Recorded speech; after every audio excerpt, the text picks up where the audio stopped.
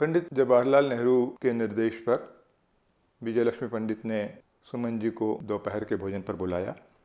सुमन जी जब वहाँ पहुँचे तो वहाँ पंडित जी के हमजोली, उनके हम उम्र हरेंद्रनाथ चट्टोपाध्याय थे और पार्श्व गायक मोहम्मद रफ़ी थे।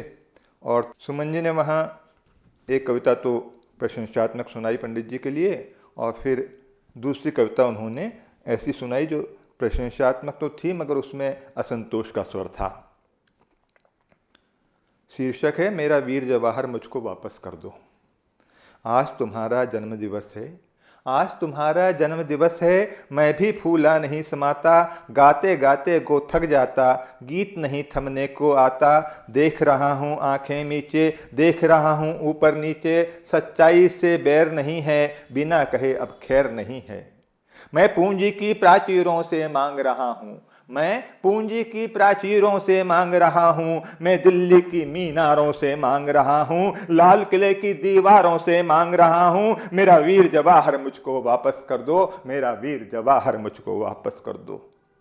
स्वतंत्रता को निगल गई कैसी कृत्या, कृत्या की राक्षसी होती।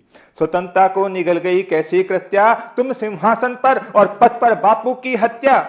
तुमने ही तो दीनहीन दलितों को निर्भय भाषा दी थी, औरों से उत्तर क्या मांगे, औरों से आशा कब की थी। मेरी असली यह हैरानी व्यर्थ हो गई कवि की वाणी, मेरी असली ये हैरानी व्यर्थ हो गई कवि की वाणी। जिन मजदूर किसानों के गा गीत कहाया कवि लासानी, स्वतंत्रता आई तो उनको जुटा न पाया दाना पानी। मैं अंग्रेजी आवारों से मांग रहा हूँ, मैं अंग्रेजी आवारों से मांग रहा हूं, मैं अमेरिकी अभिसारों से मांग रहा हूं, कॉमनवेल्थ सरकारों से मांग रहा हूं। मेरा वीर जवाहर मुझको वापस कर दो, मेरा वीर जवाहर मुझको वापस कर दो।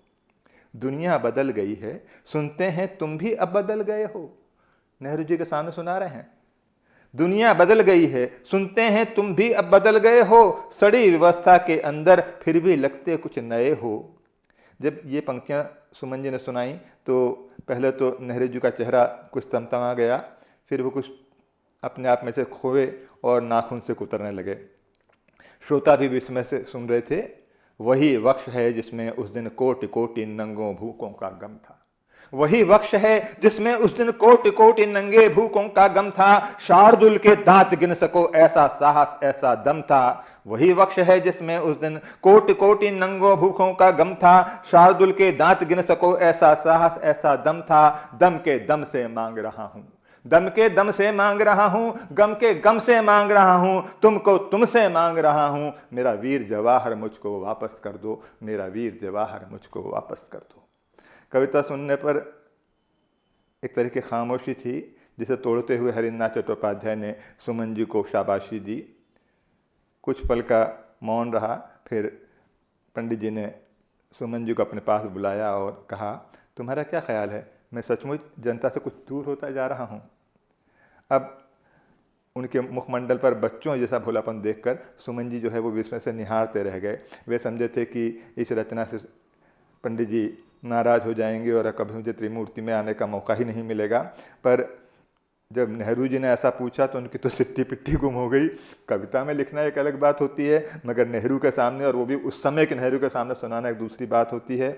उन्होंने कुछ झेपते हुए उसे कहा कि यदा कदा ऐसा सुनने को मिला इसलिए ऐसा लिखने का मैंने साहस किया। फिर नेहरू जी कुछ दूसरी बातों में रम गए, दूसरे लोगों से बात करने लगे।